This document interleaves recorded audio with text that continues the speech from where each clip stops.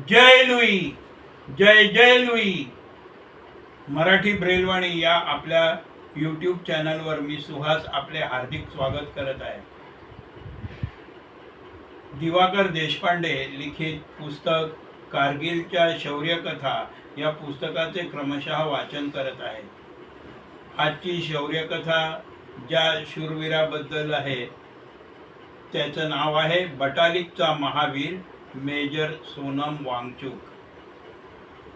बटालिक क्षेत्रातले पाकिस्तान्यांचे आक्रमण हे सर्वांत अवघड असल्याचे श्रीनगरमधील 11व्या कोअरचे प्रमुख लेफ्टनंट जनरल कृष्णपाल यांच्या लक्षात आले होते.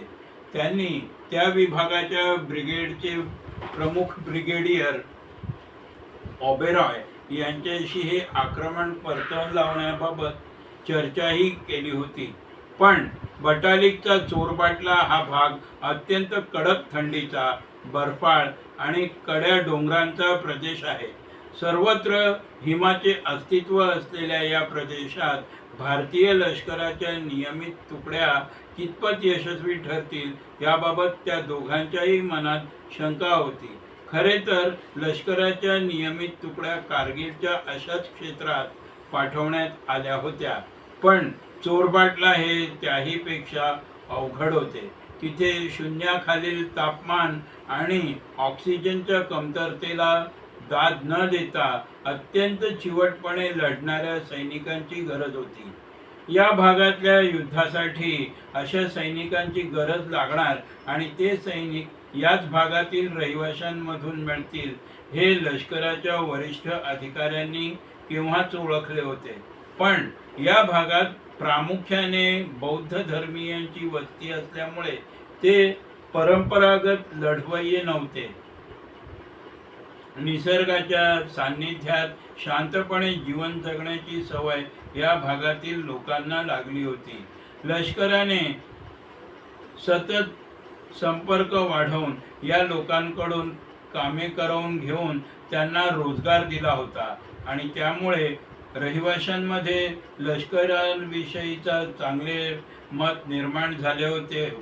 त्याचा फायदा घेऊन लष्कराने काही लडाखी तरुणांना एकत्र करून लडाख स्काउट्स हे एक निमलष्करी दल स्थापन केले होते. या दलाच्या 2 शाखा होत्या, एक इंडस आणि दुसरी काराकोरम. या दोन्ही शाखांना भारतीय लष्कराने प्रशिक्षण दिले होते व त्यांच्या प्रमुखपदी याच भागातून आलेल्या लष्करी अधिकाऱ्यांची नेमणूक केली होती. चोरबाटला भागातील आक्रमण परतवून लावण्यासाठी इंडस ही शाखा योग्य ठरेल असे ब्रिगेड प्रमुखांचे मत होते, कारण त्यात बटालिक भागातून आलेल्या जवानांचा समावेश होता. या शाखेचे प्रमुख होते मेजर सोनम वांगचुक. खरे तर ते मूळचे 4थ्या आसाम रेजिमेंटचे होते, पण ते लडाखी असल्यामुळे त्यांच्याकडे लडाख स्काउट्सच्या या विभागाची जबाबदारी सोपवण्यात आली होती. धार्मिक वृत्तीच्या मेजर वांगचुक यांना लष्करात दाखल होण्याआधी हा पेशा फारसा आवडत नव्हता, पण त्यांचे वडील निमलष्करी दलात होते आणि त्यांचे एक काका लष्करात कर्नल होते. त्यामुळे आणि रोजगाराचे दुसरे काही साधन नसल्यामुळे शॉर्ट सर्व्हिस कमिशन मिळवून ते 5 वर्षांसाठी लष्करात दाखल झाले होते. मधल्या काळात त्यांचा विवाह झाला आणि लष्करी जीवनाची गोडीही लागली. त्यामुळे आणखीन 5 वर्षे लष्करात काढण्याचा निर्णय त्यांनी घेतला. चोरबाटला भागातील आक्रमण परतवून लावण्यासाठी ही सर्व पार्श्वभूमी असलेल्या मेजर वांगचुक आणि त्यांच्या इंडस या तुकडीची निवड करण्याचा निर्णय असा वरच्या पातळीवरून झाला. पण त्यावेळी मेजर वांगचुक जवळपास कुठेच नव्हते. ते होते सुट्टीवर. ते आपल्या दिल्ली छावणीतल्या घरात मुलाच्या वाढदिवसाची तयारी करण्यात मग्न होते. 11 जूनला वाढदिवसाच्या दिवशी कोणाला बोलवायचे याची चर्चा ते आणि त्यांची पत्नी करत होते. वाढदिवसाला आणखी 15 दिवस बाकी होते, पण त्याची तयारी आतापासूनच करायला हवी असे त्यांच्या पत्नीचे मत होते. आपल्या नवऱ्याचे लष्करी अधिकारी असलेले मित्र घरी येणार म्हणजे वाढदिवस तशाच शिस्तीत झाला पाहिजे असे वांगचूक यांच्या पत्नीला वाटत होते. लडाखसारख्या पहाडी प्रदेशातून आलेली त्यांची पत्नी प्रारंभी लष्करी वातावरणाला, अन्य लष्करी अधिकाऱ्यांच्या बायकांच्या झकपकपणाला बुजत असे. पण नंतर हळूहळू तिला या वातावरणाची सवय झाली आणि आता तीही लष्करी संस्कृतीचा एक भाग बनून गेली होती. त्यामुळे वाढदिवसाच्या तयारीत असतानाच लष्करी मुख्यालयाकडून आलेल्या अचानक आदेशाचे तिला आश्चर्य काही वाटले नाही. आपल्या नवऱ्याची सुट्टी कधीही रद्द होऊ शकते आणि त्याला कधीही कुठेही जावे लागू शकते हे तिला चांगलेच माहीत होते. आदेश मिळताच तिने नवऱ्याची बॅग भरायला घेतली, पण आपला वाढदिवस साजरा न करताच आपले वडील कुठे निघालेत हे त्यांच्या 4 वर्षांच्या लहानग्याला कळेना. त्याची कशीबशी समजूत काढून आपण वाढदिवसाच्या दिवशी नक्की येऊ असे मेजर वांगचूक यांनी सांगितल्यानंतर तो छोटा जीव शांत झाला. वांगचूक यांना तत्काळ बटालिक येथे दाखल होण्याचा आदेश मिळाला होता. 2 दिवसांत तेथे पोहोचताच त्यांना नियंत्रण रेषेवर भारताच्या हद्दीत असलेले 18,000 फूट उंचीचे चोरबाटल्याचे शिखर काबीज करण्याचा आदेश देण्यात आला. सियाचेनमध्ये काही काळ राहिलेल्या वांगचूक यांना ही फार अवघड कामगिरी आहे असे वाटले नाही, पण ही कामगिरी जोखमीची आहे हे त्यांना माहीत होते. पोचल्याच्या दिवशीच म्हणजे 28 मेच्या रात्री चोरबाटल्याचा डोंगर चढण्याचा निर्णय वांगचूक यांनी घेतला होता.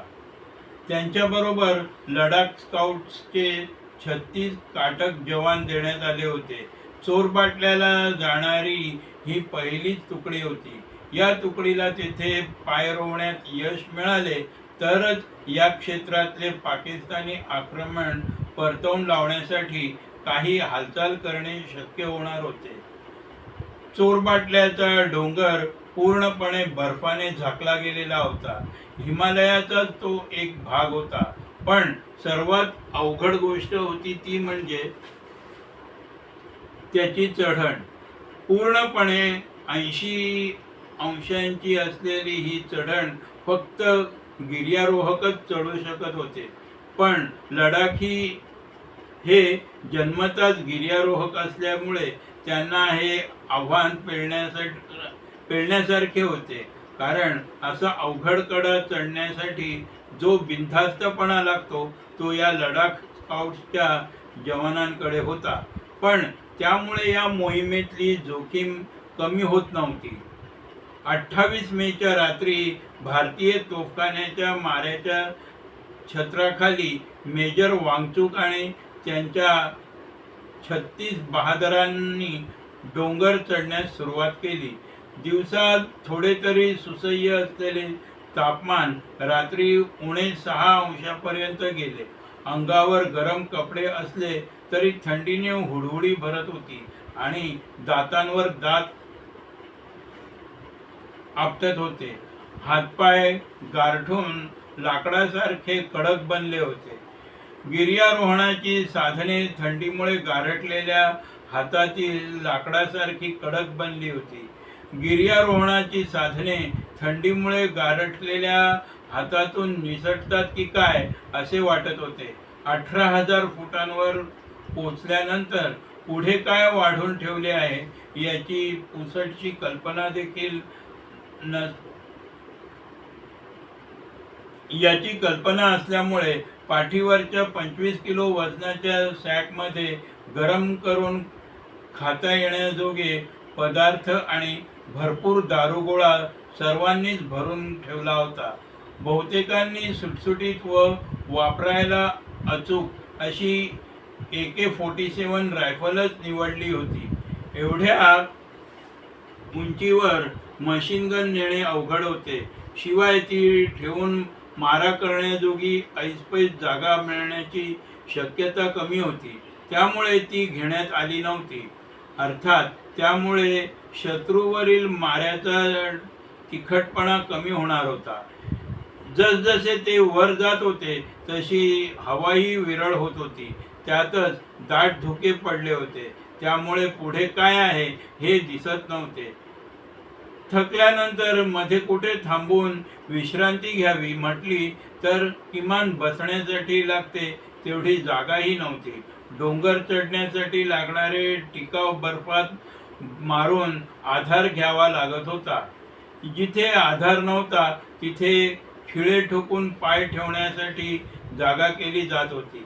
बर्फाळ डोंगराला मिठी मारून क्षणभर पोहणे आणि दम घेणे हीच काय ती अधूनमधून विश्रांती होती.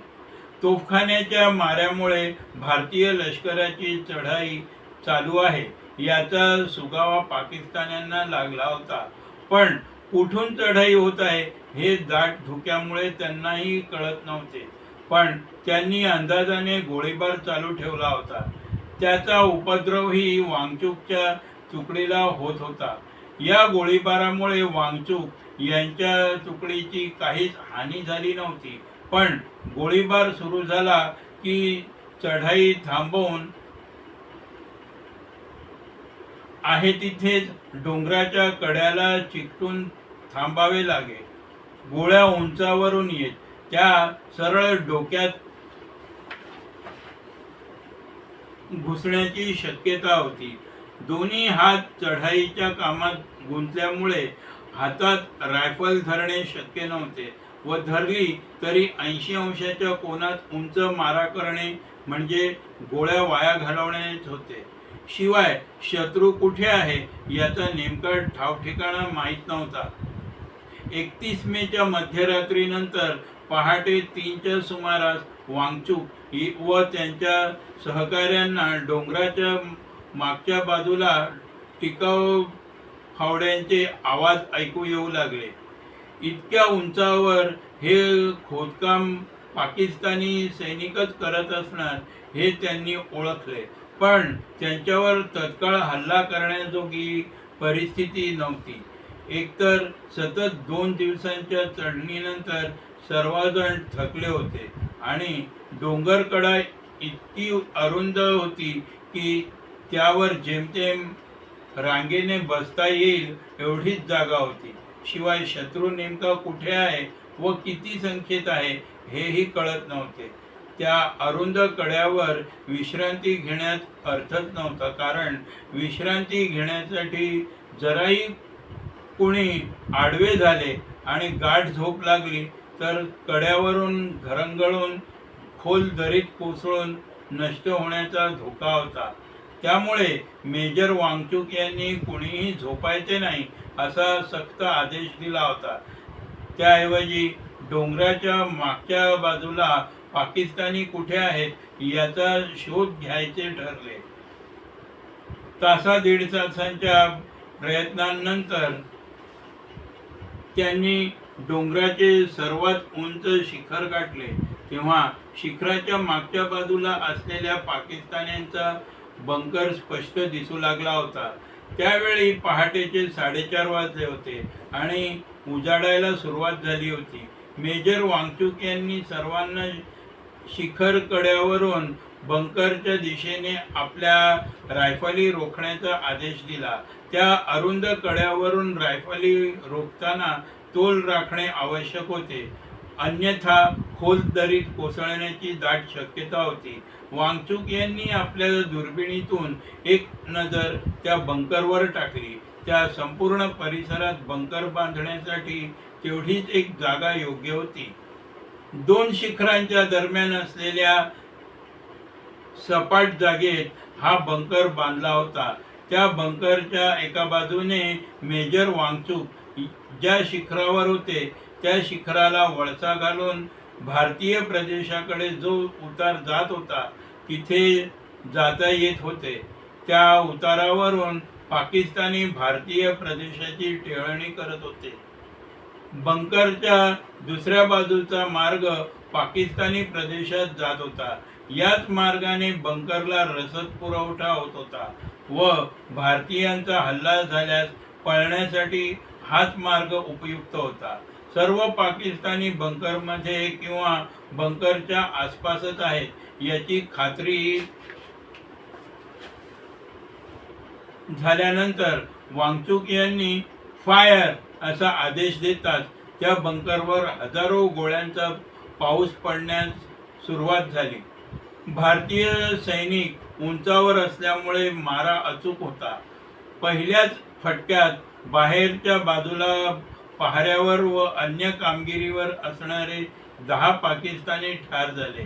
2 दिवसांच्या अविश्रांत चढणीनंतर पहिल्या 10 मिनिटांच्या माऱ्यातच 10 पाकिस्तान्यांना ठार मारण्यात यश मिळाल्यामुळे वांगचुक यांच्या तुकडीचा थकवा पार पळूनच गेला आणि पाकिस्तान्यांना जिवंत सोडायचेच नाही असे त्यांनी ठरवले व जीवघेणा मारा सुरू केला.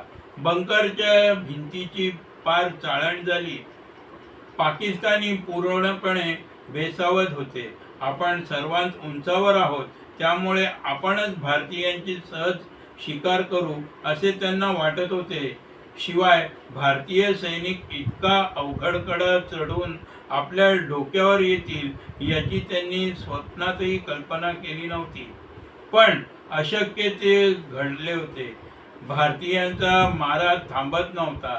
बंकरमध्ये दडून राहणे शक्य नव्हते कारण गोळ्या बंकर भेदून आत येऊ लागल्या होत्या. एक तर उघड्यावर येऊन भारतीय सैन्याशी लढणे अथवा जीव वाचवून पळ काढणे हे दोनच मार्ग पाकिस्तान्यांपुढे होते. एक दोघांनी बाहेर येऊन कुठला तरी आडोसा घेऊन भारतीय गोळीबाराला प्रत्युत्तर देण्याचा प्रयत्न केला पण त्यांना सहज टिपण्यात आले. बंकरमध्ये व आसपास जवळपास 100 पाकिस्तानी होते पण त्यांना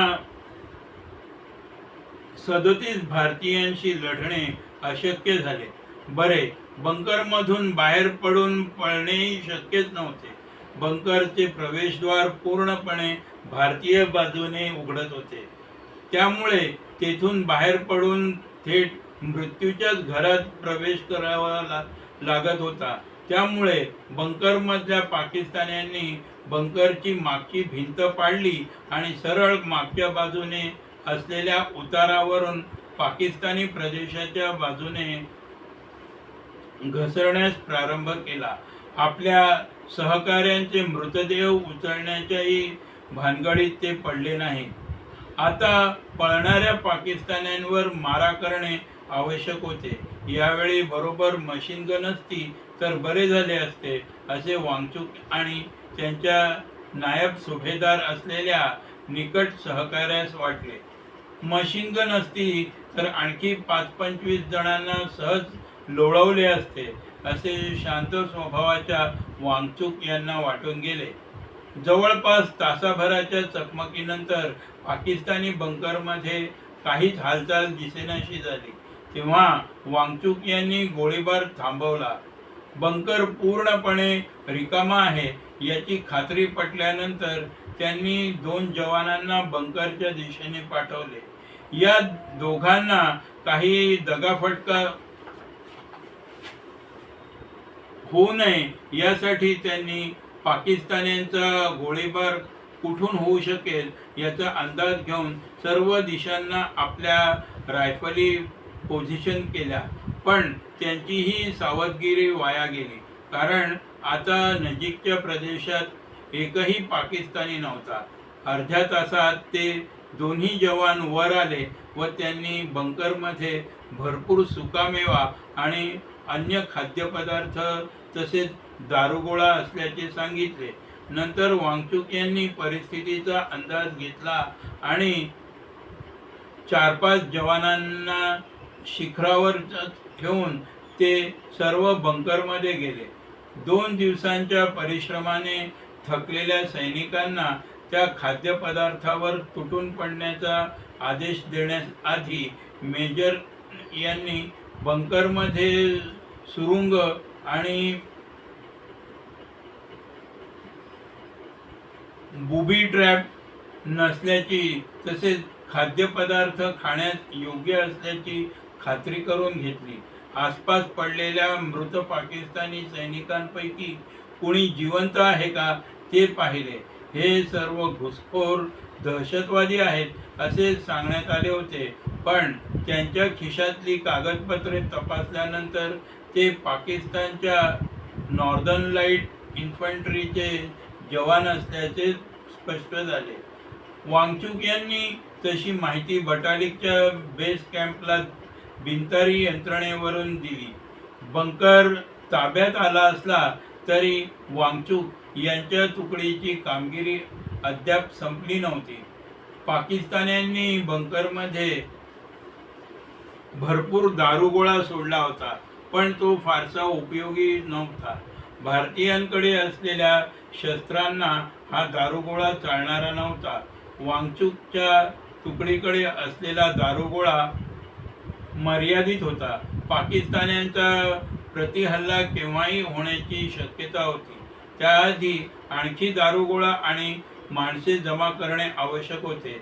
बटालिकच्या बेस कॅम्पशी संपर्क साधण्यासाठी बिनतारी यंत्रणेखेरीज कोणतीही साधन सामुग्री नव्हती आणि संपर्क साधला तरी दारुगोळा वर आणायचा कसा आणि कोणी ही समस्या होतीच.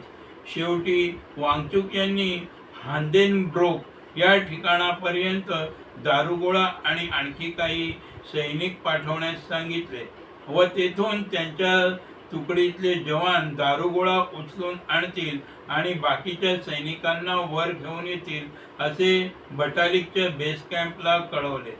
त्यांनी हांदेनब्रोकला जाण्यासाठी 10 जवानांना निवडले व त्यांना वेगळ्या व अधिक सुरक्षित मार्गाने खाली पाठवले. तरीही 31 मेला संध्याकाळी 5 वाजता निघालेल्या या तुकडीला खाली पोहोचेपर्यंत रात्रीचे 10 वाजून गेले होते. ही तुकडी लगोलग परतीच्या चढणीला लागली व त्यांना वर येण्यास पहाटेचे 5 वाजले. सतत 2 दिवसांची चढण, त्यानंतर ताबडतोब युद्ध आणि पुन्हा खाली जाऊन पाठीवर दारुगोळ्याचा बोजा घेऊन जवळपास 12 तास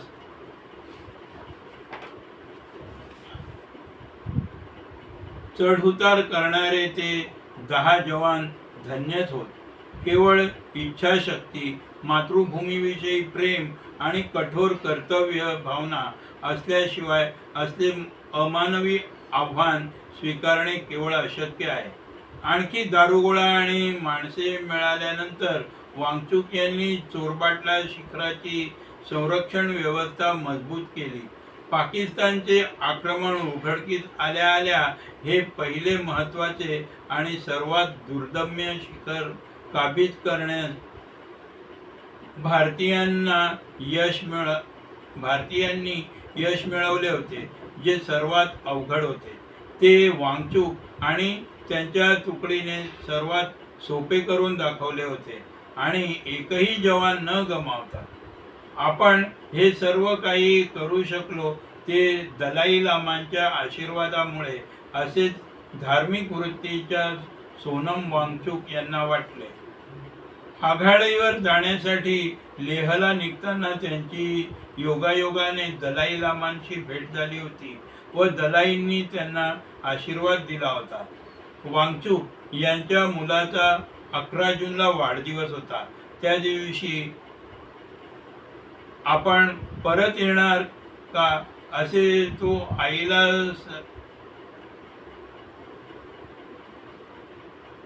वांगचुक यांच्या मुलाचा 11 जूनला वाढदिवस होता. त्या दिवशी पप्पा येणार का असे तो आईला सारखा विचारत होता. पप्पांना वाढदिवसाच्या दिवशी येता येणार नाही हे माहीत असूनही केवळ त्याच्या समाधानासाठी वांगचुक यांच्या पत्नीने दिल्लीच्या लष्करी मुख्यालयात जाऊन तिथल्या अधिकाऱ्याला एका दिवसासाठी आपला नवरा घरी येऊ शकेल का असे विचारले. आपल्या छोट्या मुलाचा हात धरून तिथे आलेल्या श्रीमती वांगचुकना काय उत्तर द्यावे हे त्या अधिकाऱ्याला काही कळेना. त्याने त्या छोट्या मुलाला प्रेमाने उचलून घेतले. त्याची पापी घेत तो अधिकारी म्हणाला, बेटा, तुझे पप्पा खूप मोठ्या कामात गुंतले आहेत. त्या दिवशी त्यांना येता येणार नाही, पण आम्ही सर्वजण तुझा वाढदिवस धूमधडाक्यात साजरा करू. 11 जूनला मेजर वांगचुक चोरबाटला शिखराचे संरक्षण करताना निर्धास्त होते. त्यांना त्यांच्या छोट्याची आठवण येत होती. त्यांना माहीत होते की आपण करू त्याहीपेक्षा धूमधडाक्यात त्याचा वाढदिवस आपले दिल्लीतले सहकारी साजरा करत आहेत. आपला जीव, कुटुंब आणि सौख्य यांची पर्वा न करता चोरबाटल्याच्या सर्वस्वी प्रतिकूल वातावरणात मेजर सोनम वांगचुक आणि त्यांच्या सहकार्यांनी जे असामान्य शौर्य दाखवले आणि भारताच्या कारगिलमधल्या विजयाचा शुभारंभ करून दिला, त्याची दिल्लीतल्या सत्ताधाऱ्यांनी दखल घेतली. मेजर वांगचुक यांची महावीर चक्रासाठी निवड झाली, पण त्यांच्या तुकडीलाही सरसेनापतींचे प्रशंसापत्र मिळाले. लडाख स्काउट्सच्या या यशामुळे आता लडाखी लोकांना मोठ्या प्रमाणात लष्करात भरती करण्याचे प्रयत्न सुरू झाले आहेत आणि मुख्य म्हणजे या प्रयत्नांना लडाखींकडून देखील चांगला प्रतिसाद मिळतो आहे. येथे ही शौर्यकथा संपत आहे. ही शौर्यकथा आपणास आवडली असल्यास त्यास लाईक करा, शेअर करा, कमेंट्स करा आणि आपल्या मराठी ब्रेलवाणी या यूट्यूब चॅनलला जरूर आणि जरूर सबस्क्राईब करा. जय लुई, जय जय लुई.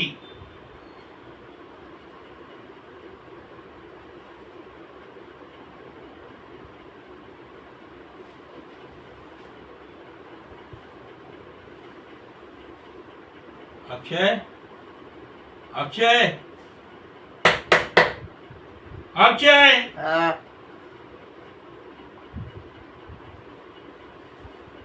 संपलं, उठ.